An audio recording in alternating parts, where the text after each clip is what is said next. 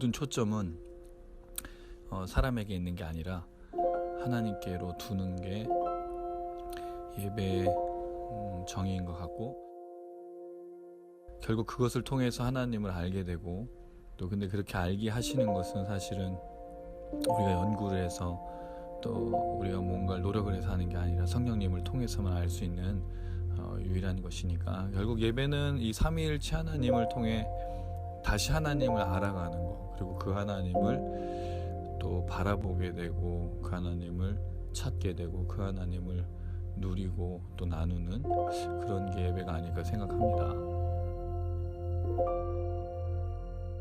만나서 반갑습니다. 반갑습니다. 예, 잘 지내고 계셨죠? 네. 예, 오늘은 마스크로 나눴네요. 검정색 마스크, 흰색 마스크. 예, 저는 흰색 마스크입니다. 예, 이 밤에 이렇게 함께 또 모여서 찬양하며 또 주님 바라봐서 또 감사합니다. 다들 피곤하실 텐데 또 이렇게 함께 주님을 또 기다리며 나아가는데요. 모임을 오면서 여러 생각이 들었습니다. 우리가 이 모임을 하는 이유가 과연 뭘까? 그리고 우린 이것을 통해서 무엇을 전달하려고 할까? 참 많은 생각이 듭니다. 그런 부분 안에서 정말 하나님의 은혜를 우리가 잘 전달해야 되며, 또 이 은혜를 통해서 또 많은 사람들이 회복이 되고 치유되어지고 그 하나님의 신실하심을 놓치지 말아야겠다, 그런 생각을 많이 하게 되었습니다. 오늘 우리의 예배가 또 그런 예배 되었으면 좋겠고요. 또 우리 영상이 그렇게 수많은 사람들에게 흘러가서 그들을 치유하고 회복하고 또 하나님의 신실하심을 확신하는 또 그런 은혜의 시간 되길 간절히 소망하면서 우리 같이 찬양으로 주님 앞에 나가도록 하겠습니다.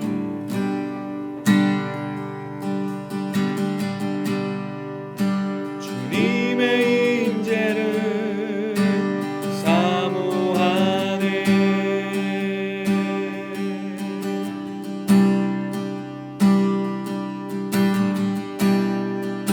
주님의 마음을 담기 원하네.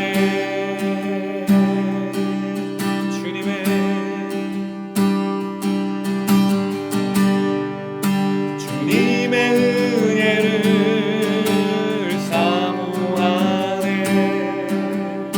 주님의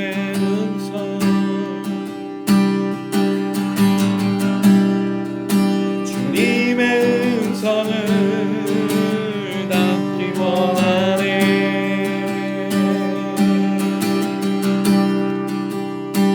영원한 생명의 강물 목마름 없네. 날 회복해.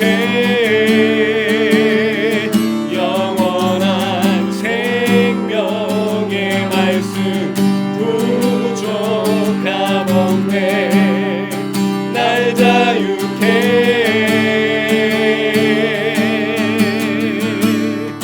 나 달려가리 주께. 달려가리 주께. 주님이 있는 곳 주님의 임재로 나 달려가리. 주님의 임재는 주님의 임재를 사모하네.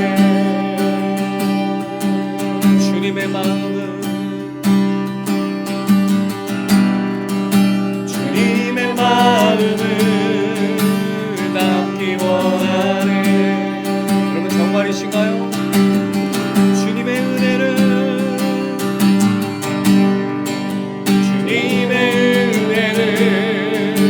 사모하네. 주님의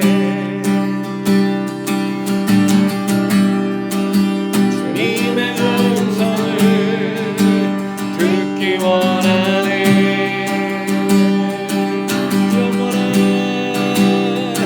영원한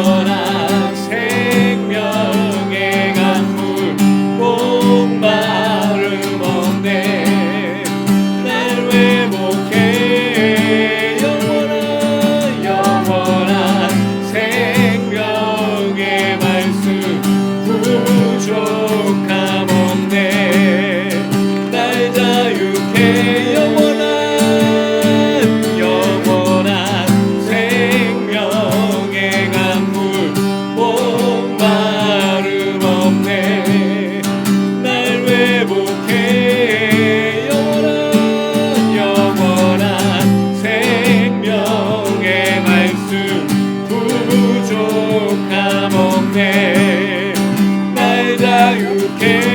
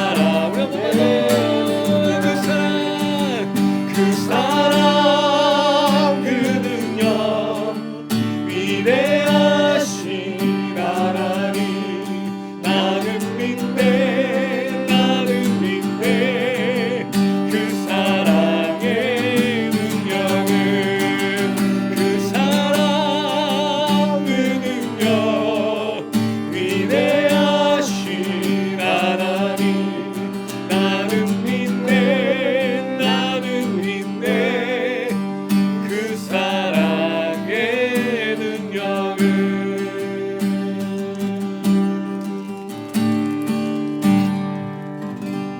할렐루야. 오늘 이 밤에 우리를 사랑하시는 그 주님의 놀라신 능력이 우리 한 사람 한 사람을 채우시고 역사하길 소망합니다. 또 영상을 시청하시면서 바라보신 여러분들도 이 찬양을 부르실 때 그 주님 여러분을 사랑하심을 믿으시고 그 사랑으로 채우시길 간절히 소망합니다. 아멘. 날 채워주소서 날 만져주소서 날 일으키소서 지금 이 시간 끝없는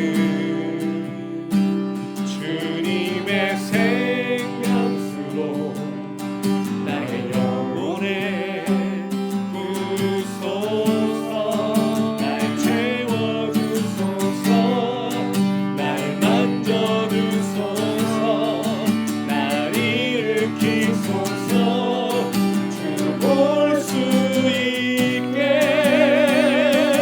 세상에 누구도 채울 수 없는 나의 마음을 채우소서 날 채워주소서 날 일으키소서 지금 이 시간 끝없는 주님의 생명수로 나의 영혼에 부으소서 날 채워주소서 날 만져주소서 날 일으키소서 주 볼 수 있게 세상에 누구도 채울 수 없는 나의 마음 우리 한 번만 더 우리 가슴에 숨어서 날 채워주소서 날 만져주소서 날 일으키소서 지금 이 시간 끝없는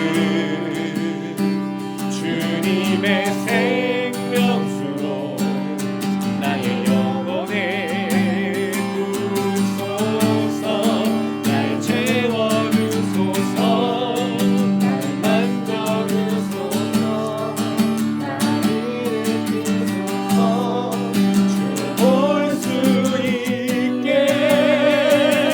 세상에 누구도 채울 수 없는 나의 마음을 채우소서 날 채워주소서 날 만져주소서 날 일으키소서 지금 이 시간 끝없는 주님의 생명수로 나의 영혼에 부으소서 날 채워주소서 날 만져주소서 날 일으키소서 주 볼 수 있게 세상에 누구도 채울 수 없는 나의 마음을 채우소서 할렐루야. 오늘 이 밤에 주님만이 우리를 채우실 수 있습니다.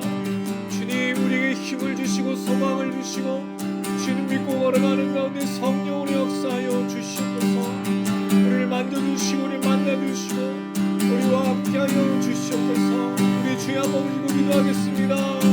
주여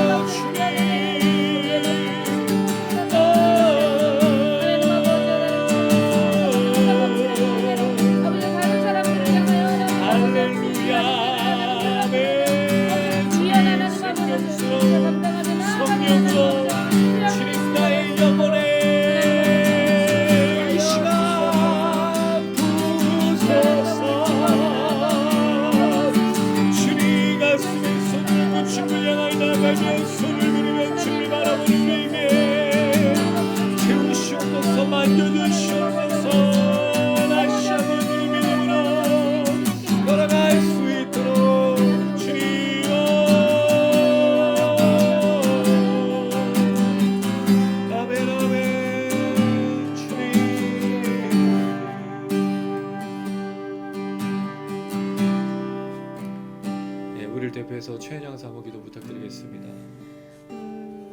은혜가 풍성하신 하나님 아버지 감사합니다. 귀한 하나님 아버지 우리 추토양 미니스트리 하나님 화요 기도 모임을 축복하여 주시고 함께 또 이렇게 모여 기도하며 찬양 부르며 나아갈 수 있게 하시니 참으로 감사드립니다. 아멘. 하나님 하늘에 계신 하나님 성령님 하나님 아버지 우리를 채워달라고 우리를 만져달라고 찬양하였습니다.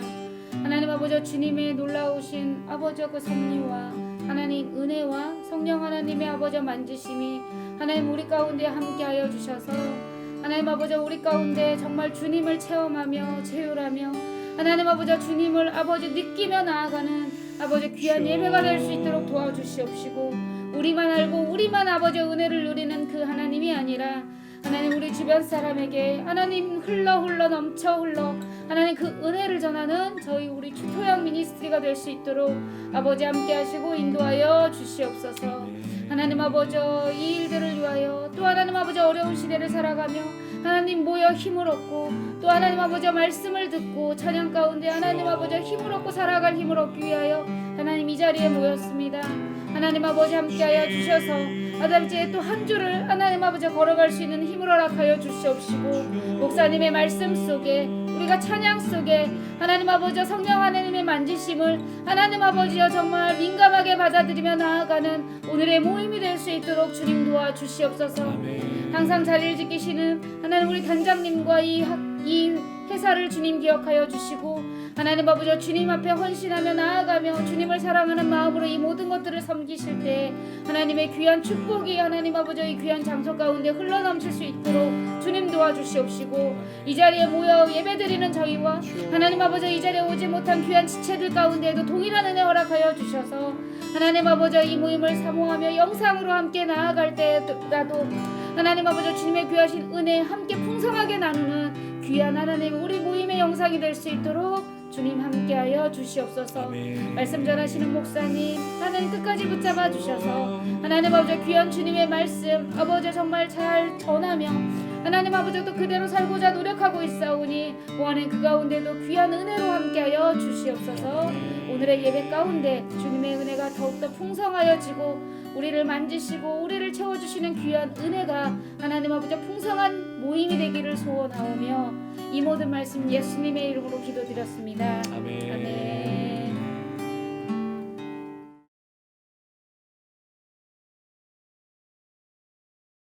오늘 함께 나누실 말씀은 누가복음 4장 14절 15절 말씀입니다. 누가복음 4장 14절 15절 신약성경 94페이지에 있습니다. 누가복음 4장 14절 15절 말씀입니다. 우리 한 목소리로 같이 읽도록 하겠습니다. 누가복음 4장 14절 15절입니다. 시작. 예수께서 성령의 능력으로 갈릴리에 돌아가시니 그 소문이 사방에 퍼졌고 친히 그 여러 회당에서 가르치심에 무사람에게 칭송을 받으시더라. 아멘. 지난 시간 우리가 예수님의 세 가지 시험을 좀 생각해 보았는데요. 거기서 좀 핵심적인 내용은 예수님이 자신의 권위를 자기를 위해서 쓰신 적이 한 번도 없다라는 그런 내용이었죠. 예수님 철저하게 하나님의 뜻을 위해서 자신의 권위를 사용하셨고, 돌아보면 그 하나님의 그 뜻을 위해서 사용하신 그 권위가 어떤 거였냐면 사람들을 구원하는 메시아로서의 그 걸음이었다라는 것을 저희가 살펴보았습니다. 이거를 이렇게 생각해 볼 수 있을 것 같아요. 주님은 이 땅 위에서 자신의 그 하나님 주신 그 비전과 그 뜻을 이루기 위해서 그 하나님의 권세와 능력을 사용하셨는데, 이게 마치 이제 슈퍼맨이나 배트맨이나 스파이더맨 같은 히어로들이 자신의 힘을 어디다가 쓰고 있느냐, 그런 생각들이 들어요. 잘 아시지만 히어로가 만약에 슈퍼맨이 눈에서 레이저가 나가고 입으로 불면 얼음을 만들고 지구를 7바퀴 반을 돌면 시간을 역행하는 그런 걸 하는데, 그 힘을 만약 자기를 위해서 쓴다. 그러면 어떤 일이 생길까요? 상상도 못할 일들이 벌어지겠죠. 배트맨이 물론 장비가 좋지만 돈이 많은 거잖아요.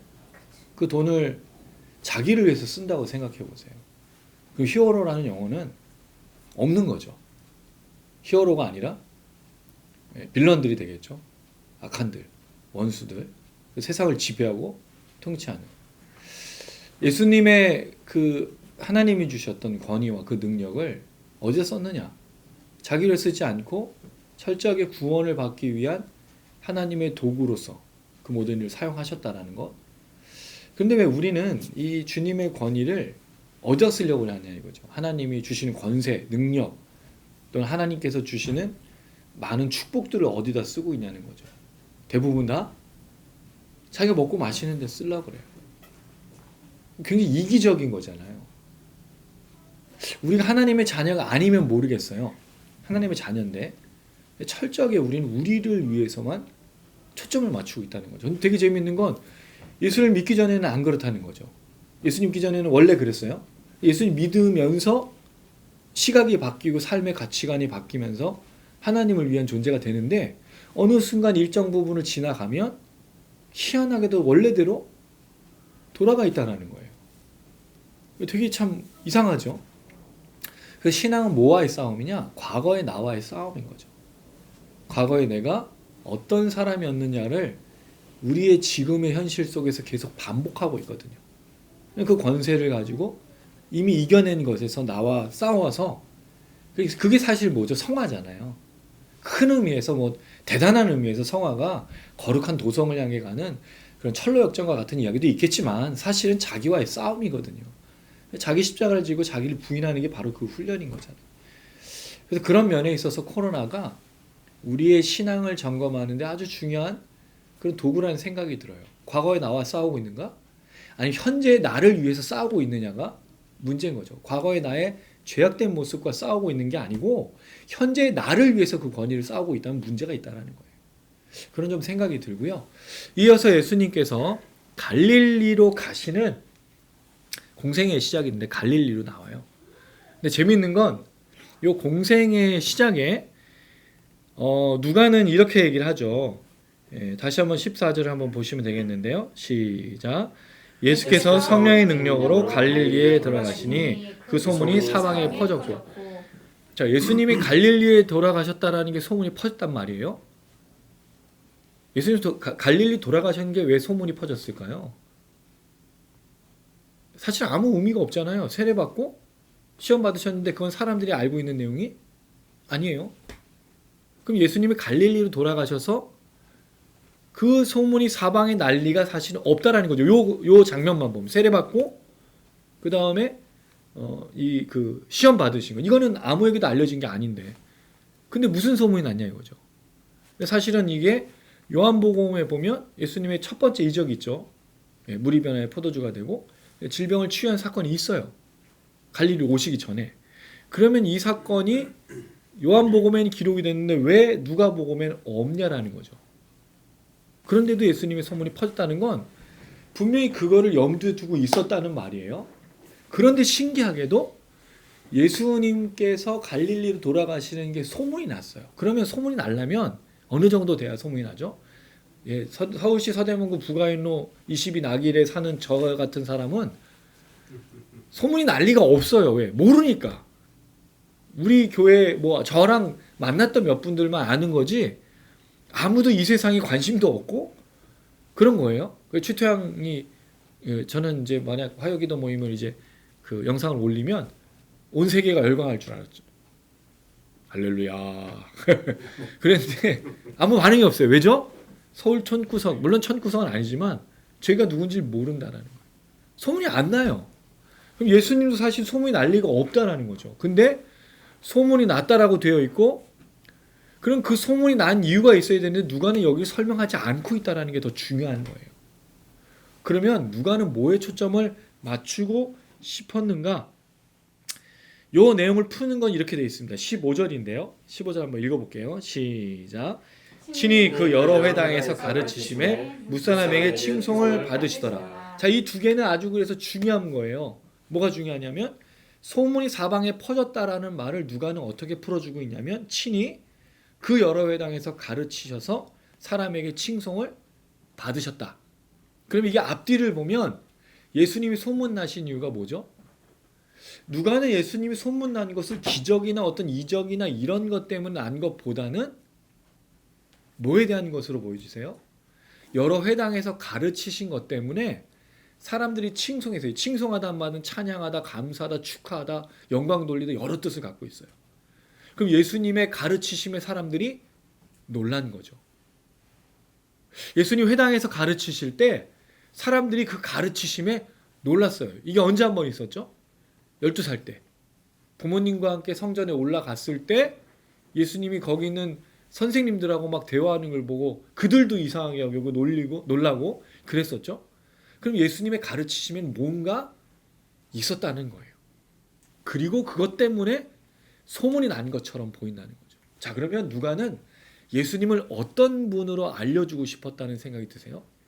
기적을 베풀고 이적을 베푸는 사람보다 선생으로, 교사로서. 굉장히 중요한 거예요. 그럼 결국 예수님은 지금 누가가 강조하고 싶은 건 가르치시는 분이라는 걸 굉장히 강조를 많이 하려는 거예요. 그래서 가르치심 때문에 소문이 난 거죠. 우리 한국은 이게 그냥 가르침과 우리는 되게 밀접하잖아요. 그 학원 강사가 누구냐 이런 걸 되게 중요하게 여기고 그 학원을 찾아가서 뭐 사람들이 보고 그 가르침이 정말 민감한 건데 지금 누가가 말하고 싶은 게 그런 거였어요. 자, 이 내용을 이렇게 좀 생각해 보고요. 자, 그러면 이 예수님의 소문은 가르치신 것을 통해서 나타났단 말이죠. 그럼 정말 잘 가르쳤다는 얘기예요. 그럼 예수님은 어떻게 가르치셨을까? 거기에 대한 설명이 없잖아요. 근데 이 말로 표현하고 있어요. 다시 14절을 보시면 무슨 능력으로요? 성령의 능력으로 가르치신다가 되는 거죠. 자, 성령은 어떤 분이신가요? 우리가 지난주에 분명히 얘기 드렸어요. 성령은 어떤 현상, 은사, 선물 또는 감정 또는 힘, 파워.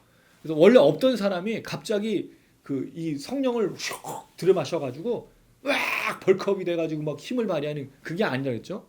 성령은 예수를 광야로 이끄시고 시험을 받게 하시는 분. 결국 예수님이 이끌어 가시는 거예요. 누가? 성령이. 되게 재밌어요.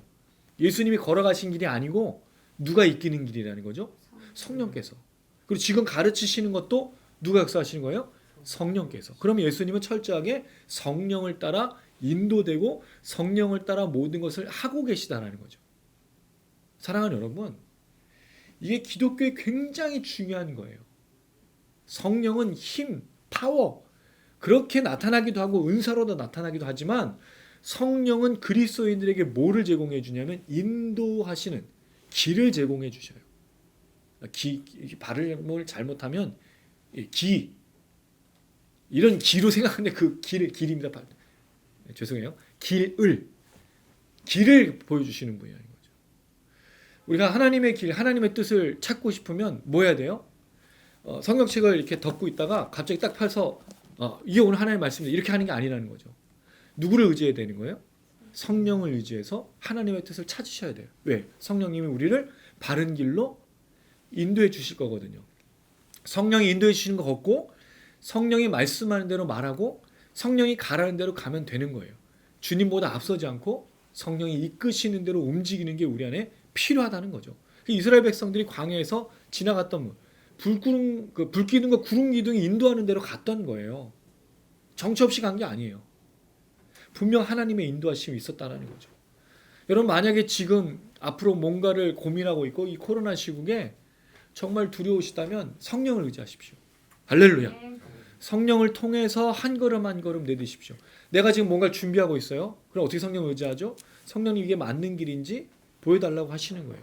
그럼 맞는 길인지 보여주세요. 어떻게 꿈으로? 아니에요. 그 길이 계속 갈 수 있도록 해주시면 그건 맞는 거고 만약에 문제가 생기면 그 길이 아닐 수 있다라는 거죠. 근데 사람의 심리가 뭐가 있어요? 내가 정말 하고 싶은 거는 방해가 있어도 끝까지 하려고 그러잖아요. 망할 때까지. 그러니까 이게 분별력이 참 중요한 거예요. 어쨌든 성령은 인도하시는 분이에요.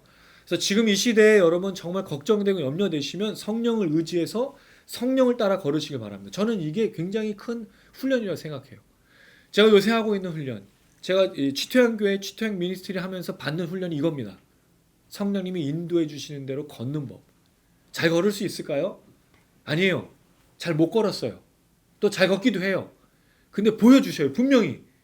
성령님이 인도하시는 게 아닌 건 정말 잘 보여주세요. 중간에 없어져 길이. 사라지는 거예요. 그러면 목사님 그때까지 그럼 계속 기다려야 되나요? 그럴 수도 있죠. 먼저 알려주실 수도 있지만 가다가 멈출 수도 있거든요. 근데 그거를 절대로 실패라고 보지 않는다는 거예요. 왜? 거기까지 가는 게 또 드실 수가 있으니까요. 그러니까 우리는 여기서 좀 유연한 생각을 가지고 성령님께서 인도하시는 대로 길을 걸으시는 거예요. 여기 근데 한 가지 전제가 있어요. 죄를 짓는 것에 대해서 얘기하는 게 아니고 어떤 것이든지 할 수 있는 그 영역 안에서 걸으실 때 막히는 길들이 나올 때 돌파할 것이냐 멈출 것이냐를 잘 보시면 돼요. 근데 그게 많은 분들이 이렇게 또 하시는 분들이 있어요. 감정적으로 평안하면 맞는 길이라고 생각하는 거예요. 근데 그렇진 않아요. 감정은 맞을 수도 있고 아닐 수도 있어요. 더 중요한 건 그 길이 끝까지 열리느냐 안 열리느냐. 그래서 여러분 때로는 기다릴 때도 있는 거예요. 특별히 이 코로나 시국에 많은 분들이 제일 중요하게 여기는 거 저도 그렇게 생각하는데 버티는 거예요. 여기서는 정말 자기의 위치에서 최선을 다하면서 버티는 게 좀 중요하다는 생각이 들어요. 그럴 때 그 이후에 어떤 것들이 나타나겠죠.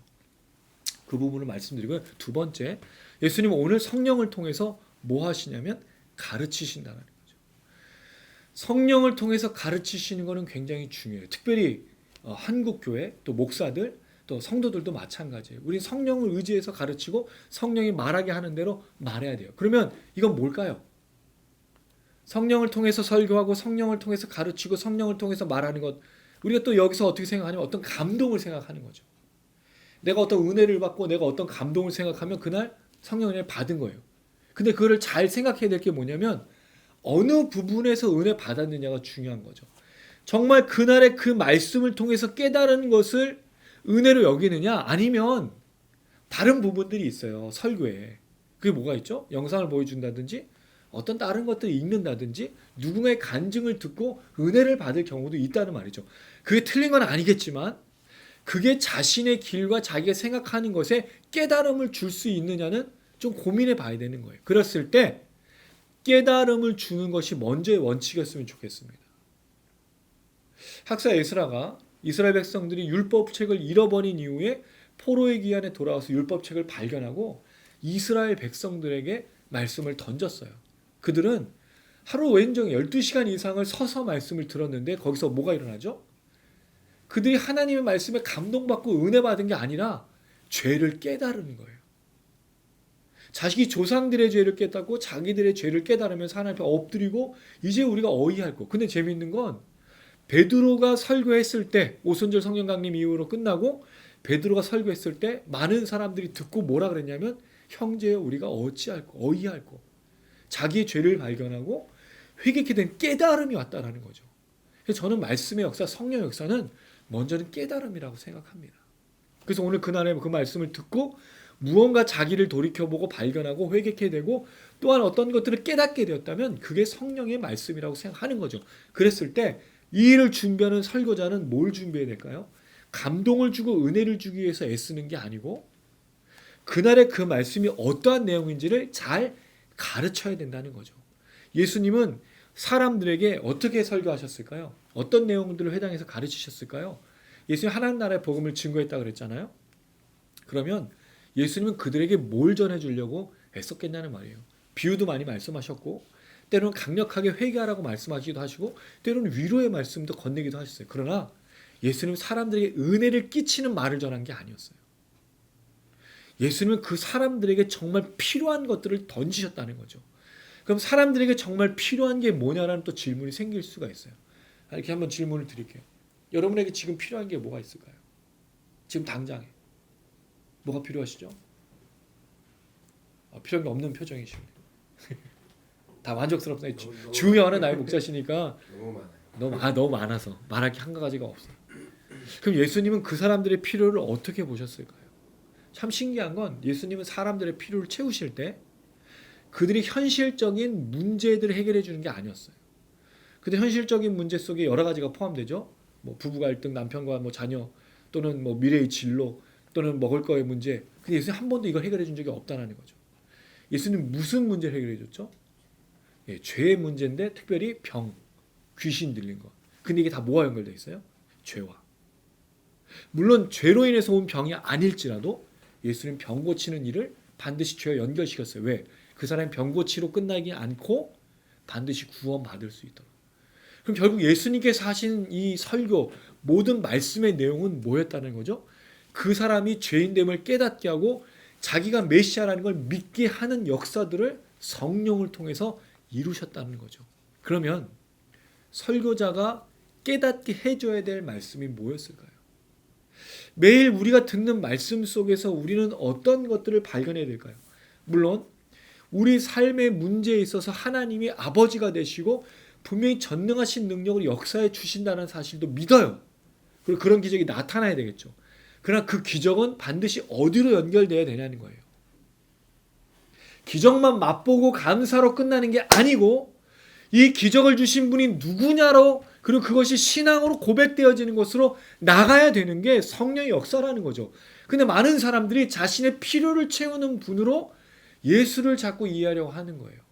근데 여러분 이게 뭐와 같아요? 우리 집 주변에도 산만 가면 절들이 있어요. 옛날에는 이 도로가 발달되지 않은 진짜 한 70년대 80년대로 가보세요. 그럼 산에 막 개발이 안 된 지역을 가면 산에 뭐가 제일 많아요? 절이 있잖아요. 근데 절만 있는 게 아니고 또 희한한 이 샤머니즘 같은 그런 우상을 숭배하는 것들이 많죠. 그게 다 뭐예요? 자기의 필요를 채우기 위해서 신을 섬기는 거잖아요. 그게 목적이에요. 그러면 감사한 거예요. 그러나 우린 거기까지가 아니에요. 우린 이 감사를 통해서 어디로 나아가야 되냐면 하나님이 어떤 분이신가, 그리고 내게 왜 예수가 필요한가로 나아가는 아주 본질적인 질문으로 가야 된다는 거죠. 그래서 하나님이 오늘 이 시간 나의 간절한 기도에 응답하셔서 먹을 것을 주시고 질병도 치료해 주시고 내가 고민하고 있는 문제도 해결해 주시는데 거기로 끝나는 게 아니고 어디까지 가야 되는 거예요?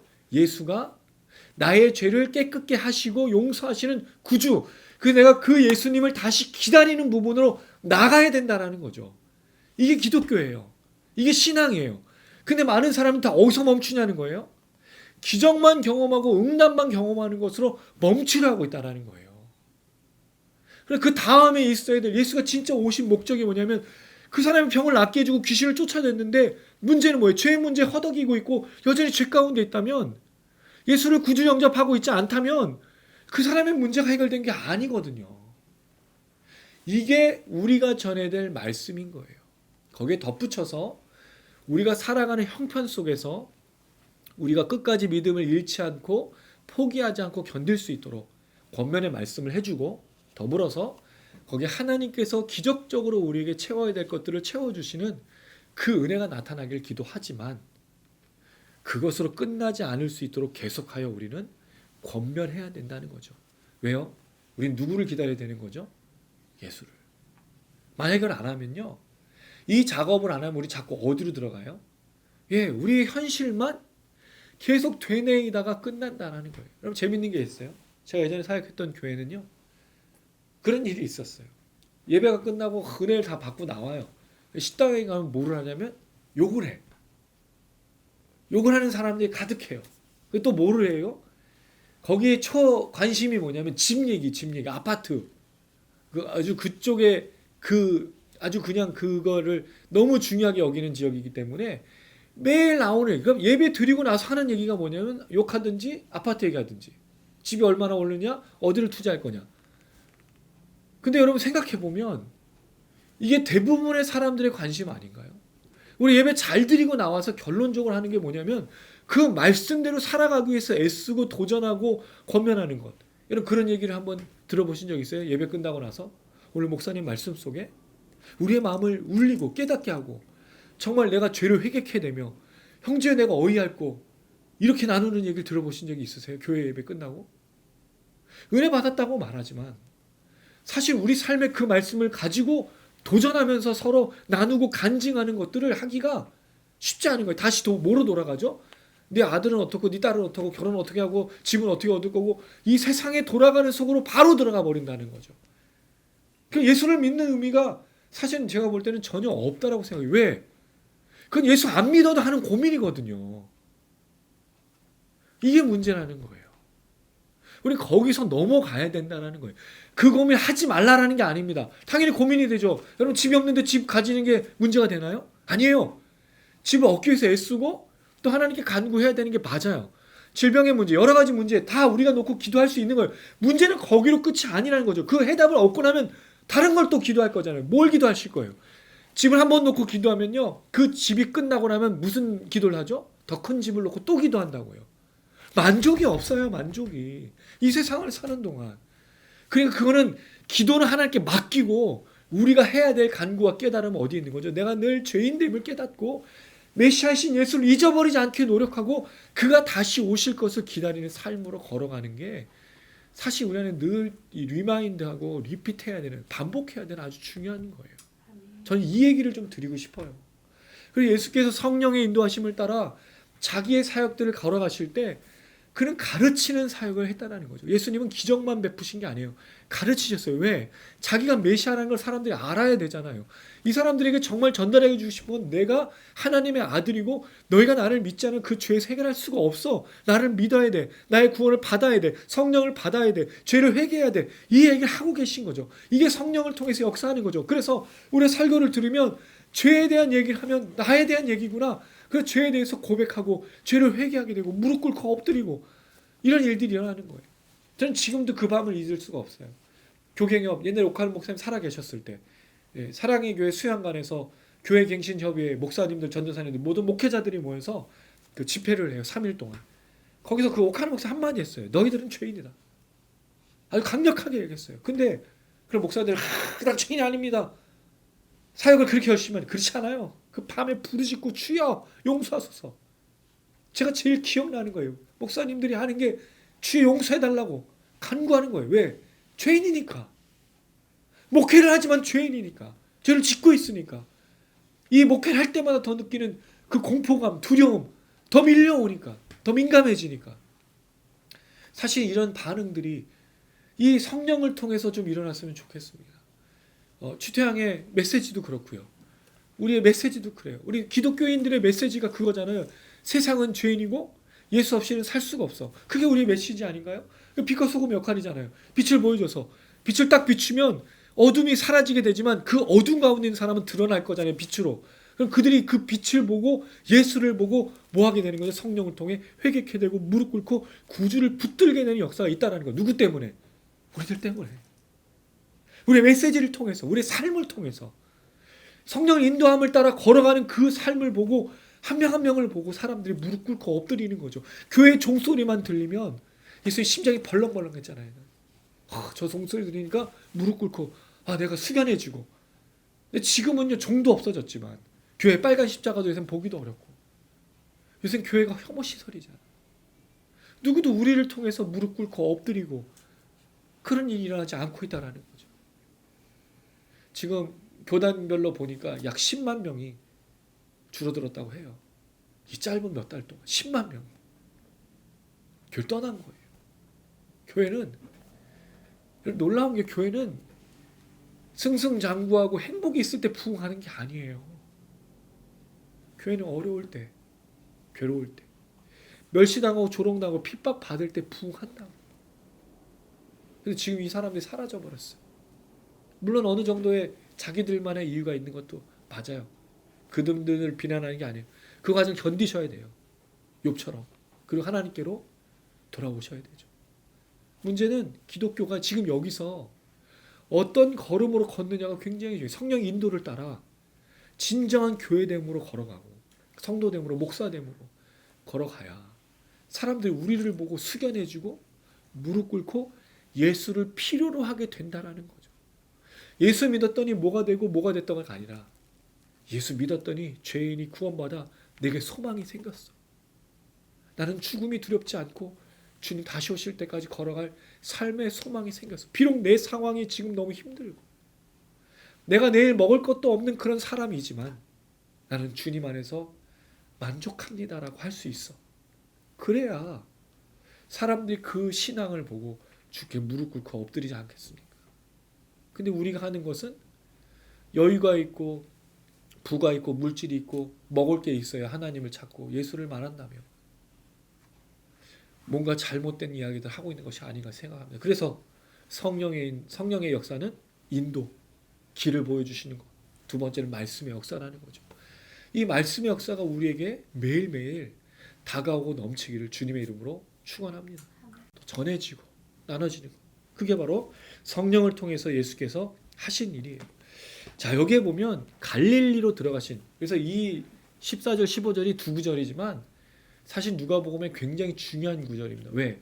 공생의 시작에 갈릴리로 가셔서 나중에 이제 9장에 보면 이 갈릴리의 사역이 끝나고 예루살렘으로 하는 또 그 여정이 나와요. 그래서 이게 갈릴리 사역만 따로 이렇게 누가가 시작한 첫 부분이거든요.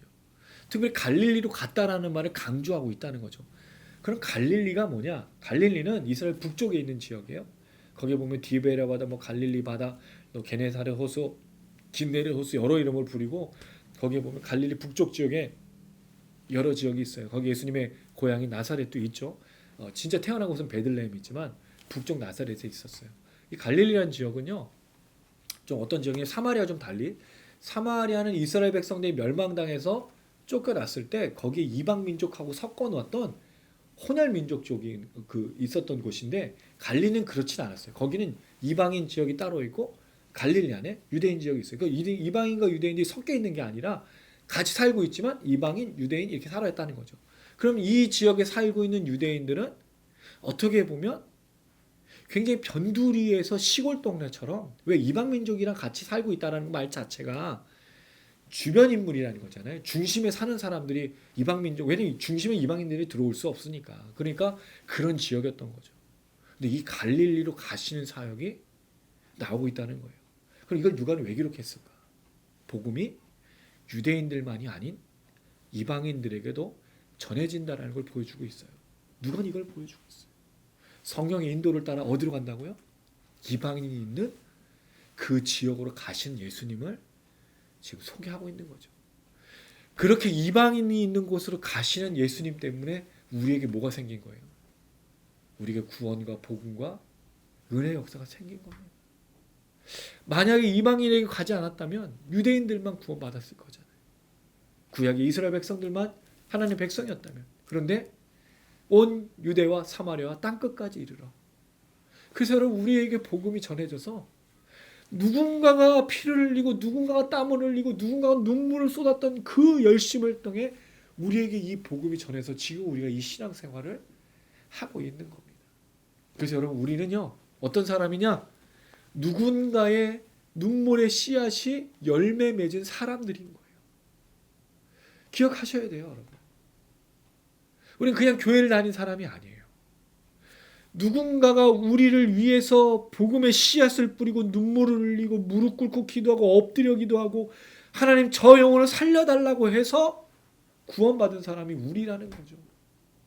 그럼 이 구원이 얼마나 감격적이고 얼마나 놀라운 거예요. 내가 그렇게 구원받았으니까. 그냥 전해져서 교회를 다녀서 부모님이 가라고 해서 가고 모태신앙을 해서 온 게 아니라는 거예요. 누군가의 눈물의 씨앗, 누군가의 기도의 씨앗이 우리가 되어져 지금 신앙생활을 하고 있다는 거죠. 그게 갈릴리로 돌아가신 예수님의 그 모습이었어요. 소문이 사방에 퍼졌죠. 예수님께서 회당에서 가르치셨어요. 그랬을 때 어떤 일이 일어납니까? 무사람에게 칭송받았다는 거죠. 예, 저는 이게 좀 중요하다 생각해요. 성령의 역사를 한 번 더 생각해 보면 아까 인도하신다 그랬죠. 깨달음의 역사를 주신다 그랬죠. 마지막은 성령은 칭찬받게 해주신 분이에요. 저는요, 우리 성령에 대한 한국교회의 오해가 정말 풀려야 된다고 생각해요. 성령을 되게 이상한 분으로 여겨요. 성령은요, 인격적이신 분이에요. 성령 우리를 통치하시고 다스리시죠. 그럼 성령이 우리를 통치하고 다스리시면 어떤 역사가 일어난다고요? 예수님이 사람에게 칭송받으시고, 여러분 예수님이 칭송받은 적이 이번만이 아니에요. 어렸을 때 아기가 자라면 사람들이 사랑스러웠어요. 우리 사랑이, 예, 영상에서 잠깐 나왔던 우리 사랑이 보면 너무너무 이쁘고 사랑스러워요. 하는 말도 너무너무 이쁘고 사랑스럽잖아요. 예수님을 그렇게 본 거예요. 제가 오늘 이 예배를 준비하면서 갑자기 방탄소년단 이 다이너마이트도 보고 홈콘서트도 보고, 저는 아미는 아닙니다. 그냥 보는 거예요. 근데 거기에 너무 재밌는 게 있어요. 제가 소양도 그런데 소양도 한번 보면 이제 새벽까지 봐야 되는데 소양은 잘 안 보려고 그래요. 한번 보면은 끊을 수가 없어서. 그럼 뭘 보냐면 그 리액션이 있잖아요. 그들이 다이너마이트를 보든 뭘 보든 그 리액션 하잖아요. 거기에 방탄소년단 나오는 소리 지르고 막 사람들이 너무 좋아가지고 죽는 그 모습이 나오는데 예수님의 모습이 사랑스러웠던 거예요. 그 예수님이 잘하면서 하나님과 사람에게 칭찬만, 설레, 떨려.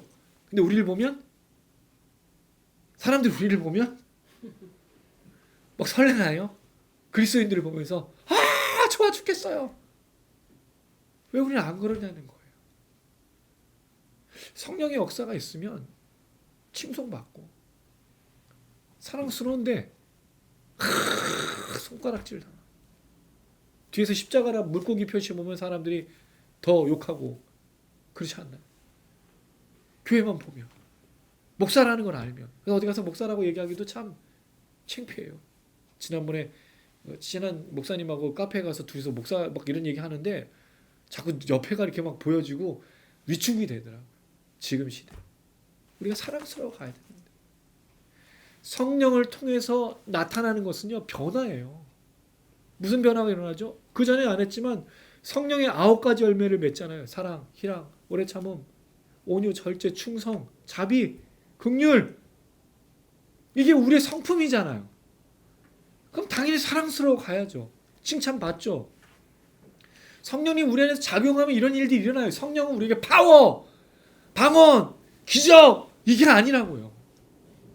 우리 삶에서의 그 성령의 다스림과 통치를 통해서 일어나고 있는 말들, 행동들, 생각들, 우리의 걸음들, 우리의 손짓, 우리의 발짓, 우리의 표정, 이게 사람들에게 자연스럽게 전달되면 사람들이 예수님에게 칭송했던 것처럼 우리에게도 칭송하죠. 물론 예수 믿는 건 칭송받을 일이 아니에요. 사람들은 우리 조롱하고 멸시하겠죠. 근데 놀라운 건 조롱과 멸시 당하는 우리에게 뭐가 있어요? 스데반이 돌에 맞아 죽는 가운데서도 임마누엘의 신 예수님이 그 보좌에 계신 걸 보면서 평안히 눈을 감았던 것처럼 마치 천사와 같은 얼굴로 조롱과 멸시 당하는데 얼굴에 뭐가 있어요?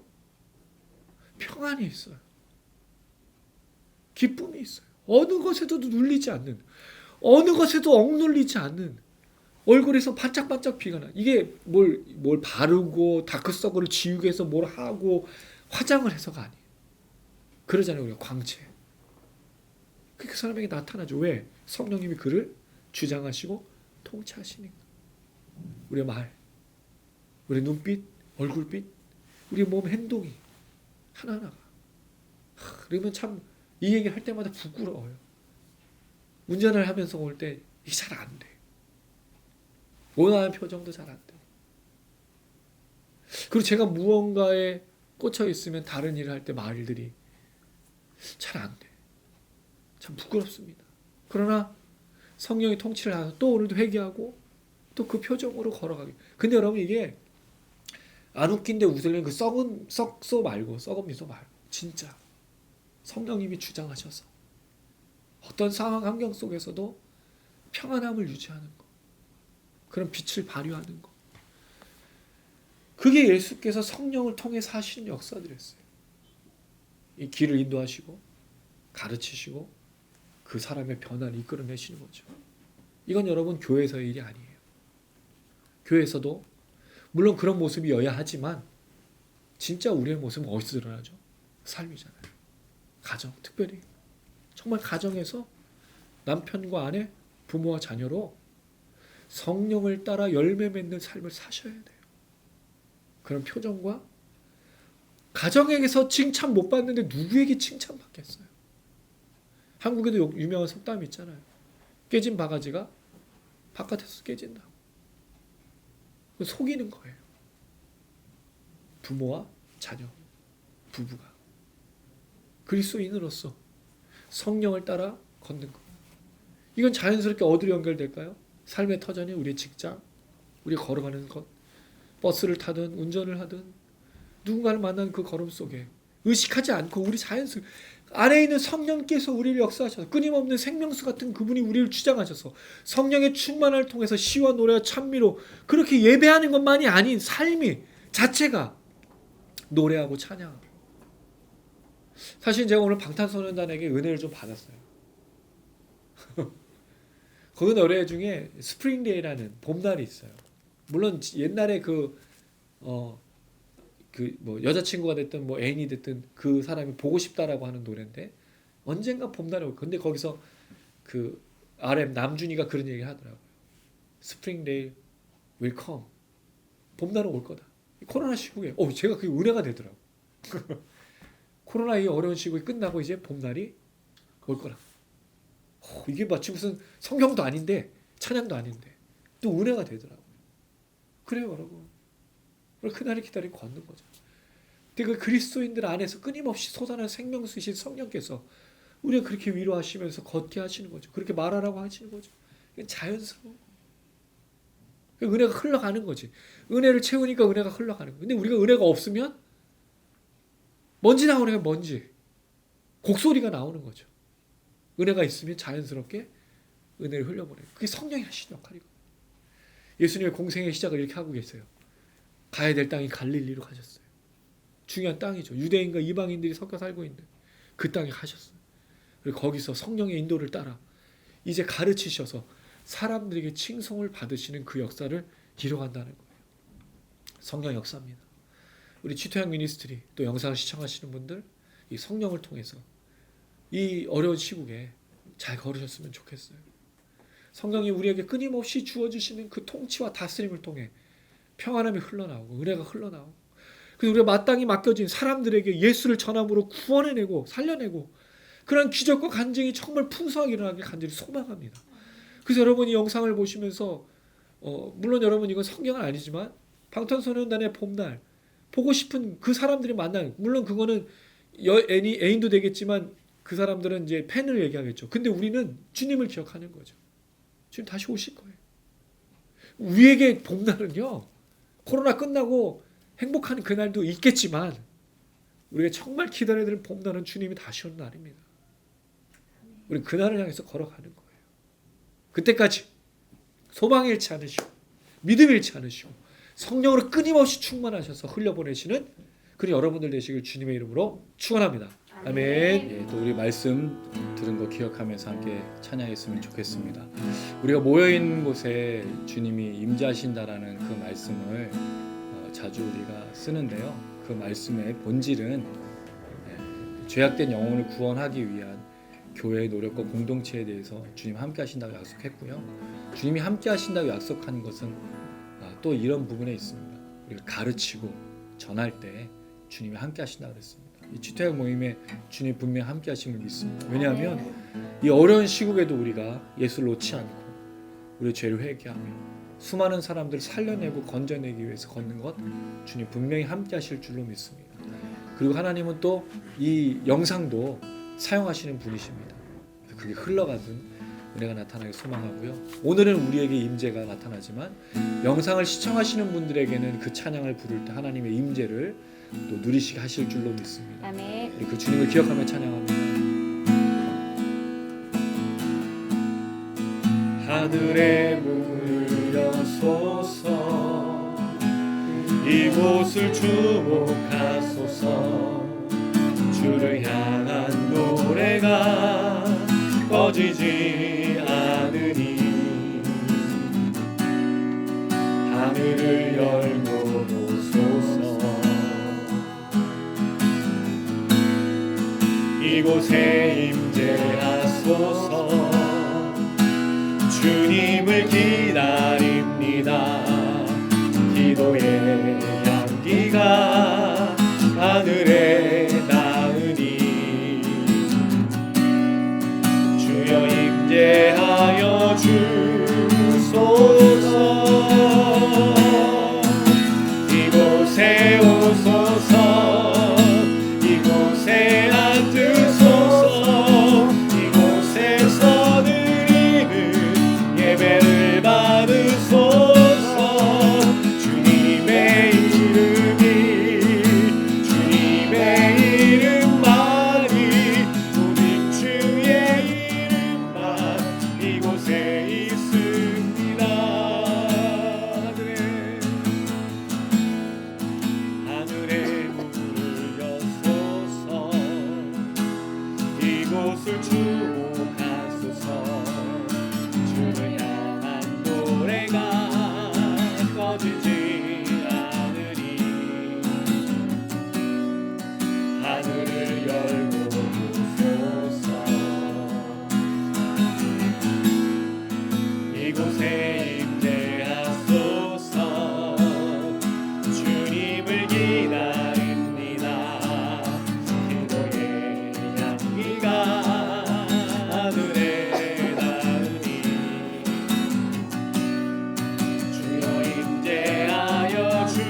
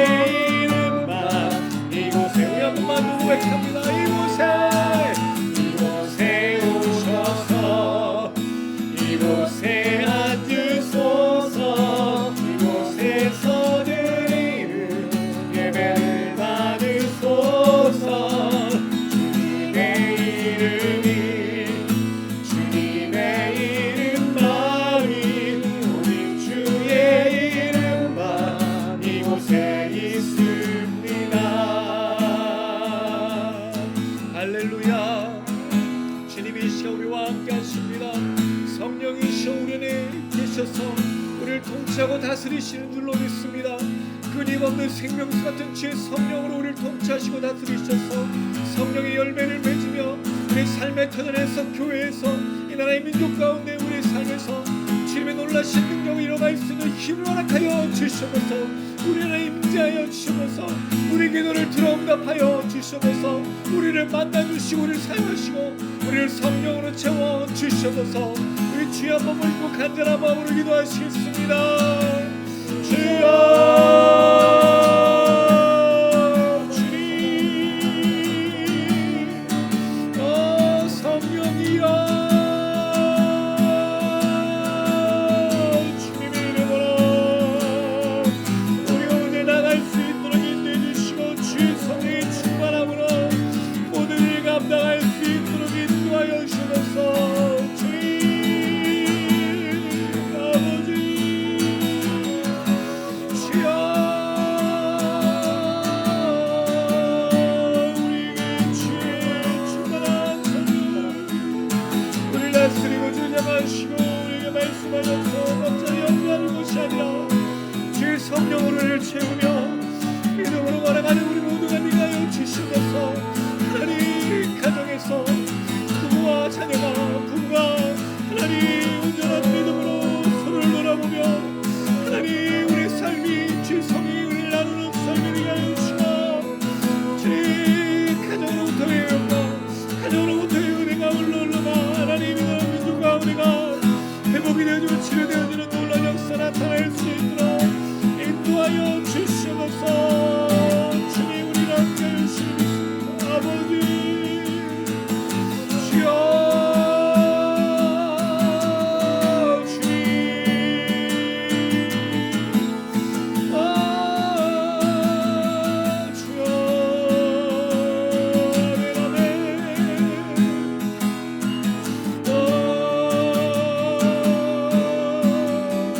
주여 아멘 살아계신 하나님 아버지 하나님 우리와 함께 하시는 줄로 믿습니다. 성령을 통해서 우리 안에 역사하시는 줄로 믿습니다. 주의 성령이시여 우리를 주장하시고 우리를 통치하시고 다스리셔서 우리 안에 사랑과 희락과 오래 참음과 자비와 양선과 충성과 온유와 절제가 흘러가게 하여 주시옵소서.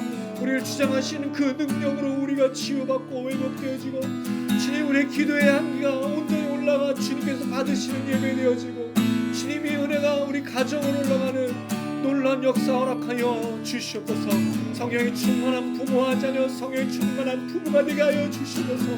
가정이 회복되어지길 원합니다. 가정이 주님의 은혜를 누리길 원합니다. 주여 우리를 채우신 그 성령을 통해서 이 역사가 나타날 수 있도록 인도하여 주시옵소서. 주여 성령을 통하여 하나님 우리가 오늘 삶의 터전 우리가 길을 걸으며 버스를 타며 차를 운전하는 모든 시간들 속에 역사하시는 주님의 성령 역사를 우리를 통해 흘려보내어 주시옵소서.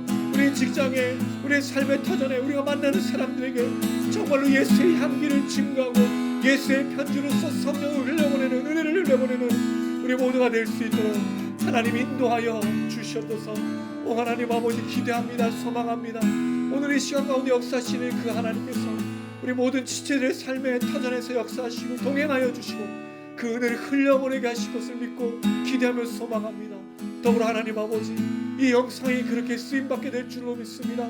주의 임재를 사모하고 주의 성령을 사모하는 자들이 함께 찬양하고 말씀을 듣고 기도하는 가운데 주의 성령의 충만함을 경험할 수 있도록 하나님 역사하여 주시옵소서. 예수님의 이름으로 기도드렸습니다. 아멘. 할렐루야. 하나님이 분명히 우리 안에 함께 하시고 또 우리에게 역사하시는 그 하나님이신 줄로 믿습니다. 거친 풍랑인을 가는 정말 돛담배 또 약한 배 같지만 우리는 이것을 두려워하지 않는다 말씀드렸습니다. 왜? 성령님이 계실 때 환경과 상황이 우리를 주장하는 것이 아니라 주의 성령께서 우리를 주장하시는 것이기 때문입니다. 놀라운 건 그 성령이 우리를 소망의 항구로 또 우리가 가야 할 곳으로 인도하실 줄로 믿습니다. 주님이 동행하셔서 우리가 바라는 것들을 이루어 주시고 또 역사해 주실 줄로 믿습니다. 시청하시는 분들 믿으시길 바랍니다. 우리 지체들도 믿으시길 바랍니다. 그 주님을 우리 함께 믿음으로 고백하시겠습니다. 거친 바다 위를 가는 외로운 배처럼 우리 모두 홀로 이 길 걸어가고 있네. 폭풍이 지나가고 주수할 때래요. 주를 만날 때 내 기쁨 넘치니 험하니 세상에 내 피난처 되시며 만만한 바다에 날이 되시네.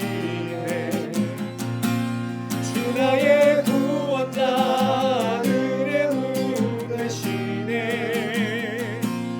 오 예수 나는 믿네. 오 예수 나 믿네. 거친 바다 위를 가는 외로운 배처럼 우리 모두 홀로 걸어가고 있네. 폭풍이 지나가고 주수할 때래요. 주를 만날 때 내 기쁨 넘치니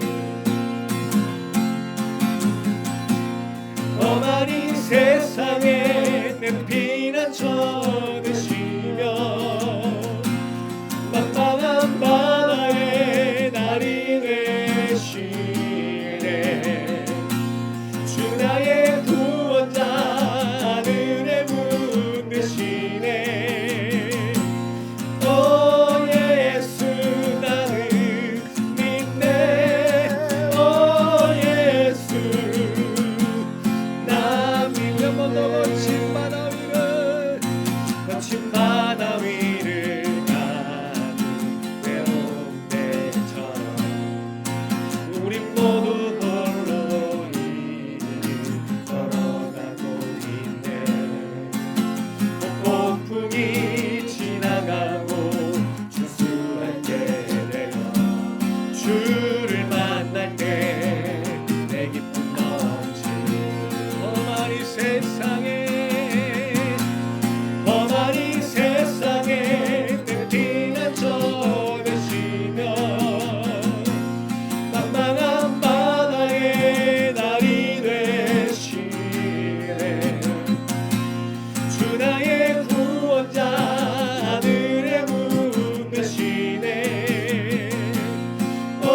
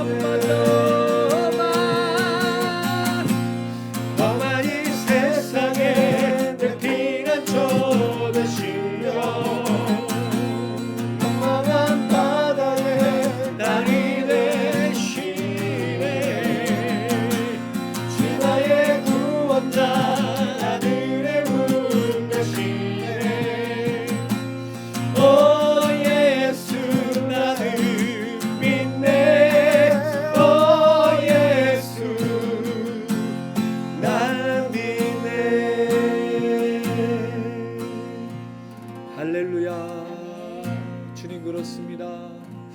이 주님만이 우리에게 소망이 되시고 힘이 되어 주시는 줄로 믿습니다. 하나님, 우리가 간구하는 많은 기도의 제목들이 있는데 그 기도에 응답해 주실 줄로 믿습니다. 주님 아시지요? 우리의 먹고 마심과 우리의 간절한 기도의 제목과 소망과 눈물과 기도 주님 아시는 줄로 믿사오니 이 시간 성령으로 역사하여 주시옵소서. 우리의 간절한 기도의 제목 주님의 이름을 부르며 기도합니다. 하나님 응답하여 주시옵소서. 주여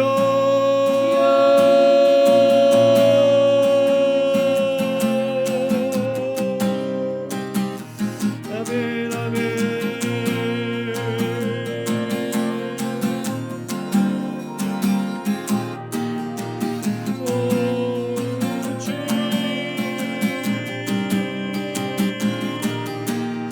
할렐루야 주여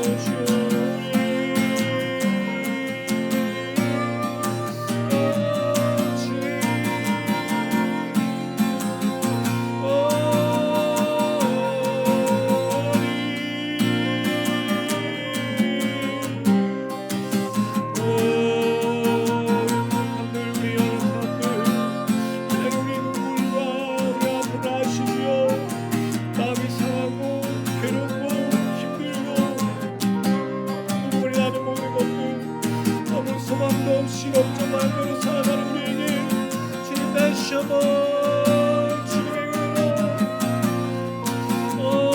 역사하여 주시옵소서.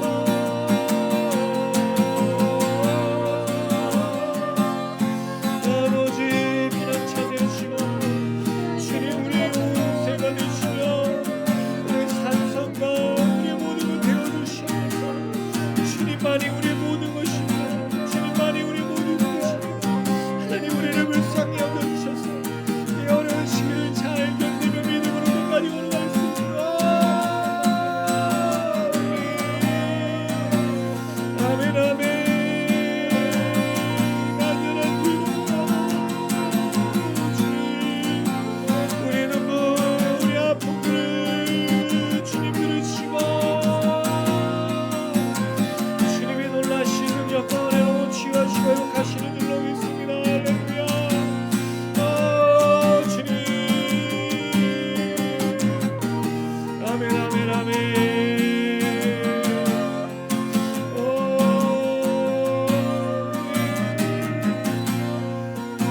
주여 주여.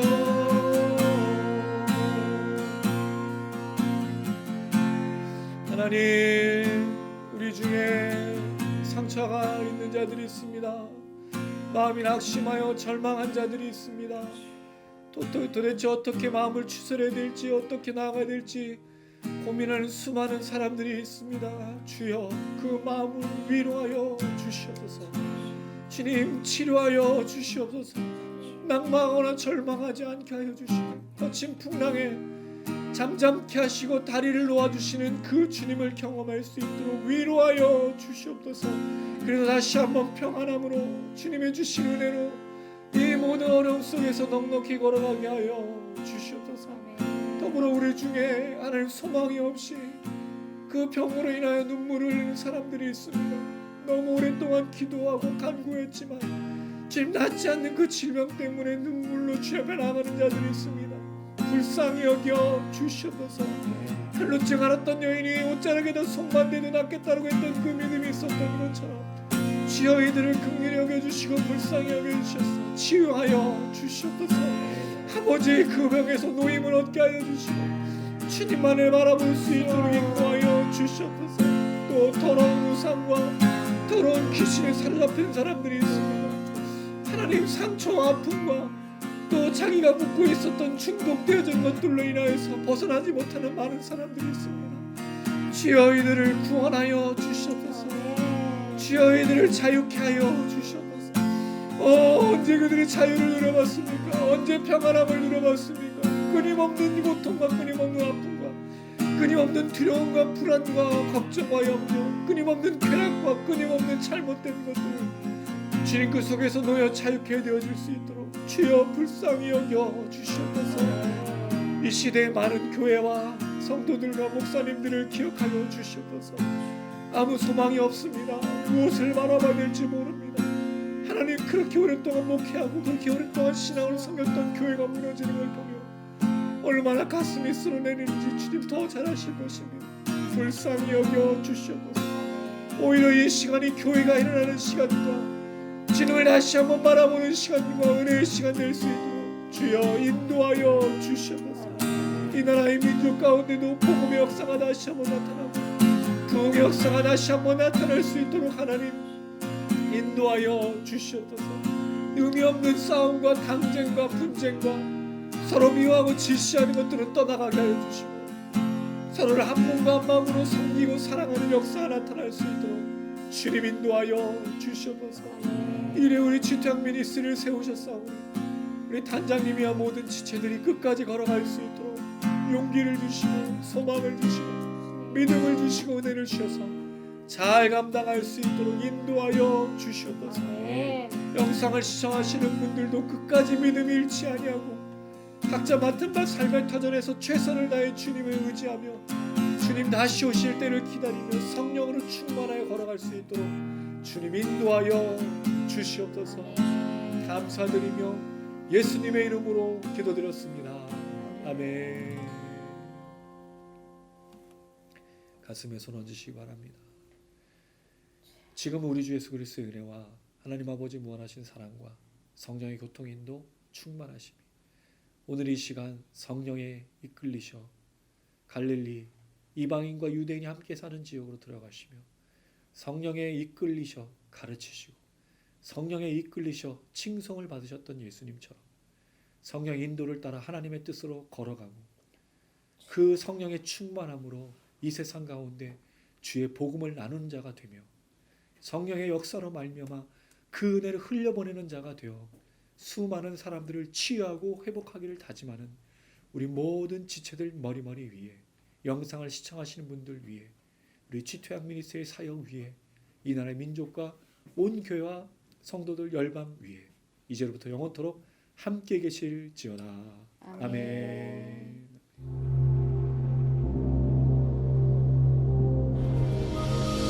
하늘에 계신 우리 아버지여 이름이 거룩히 여김을 받으시오며 나라에 임하옵시며 뜻이 하늘에서 이룬 것 같이 땅에서도 이루어지이다. 오늘날 우리에게 일용할 것을 주옵시고 우리가 우리에게 죄 지은 자를 사하여 준 것 같이 우리 죄를 사하여 주옵시고 우리를 시험에 들게 하지 마옵시고 다만 악에서 구하옵소서. 대개 나라와 권세와 아버지께 영원히 싸움나이다. 아멘.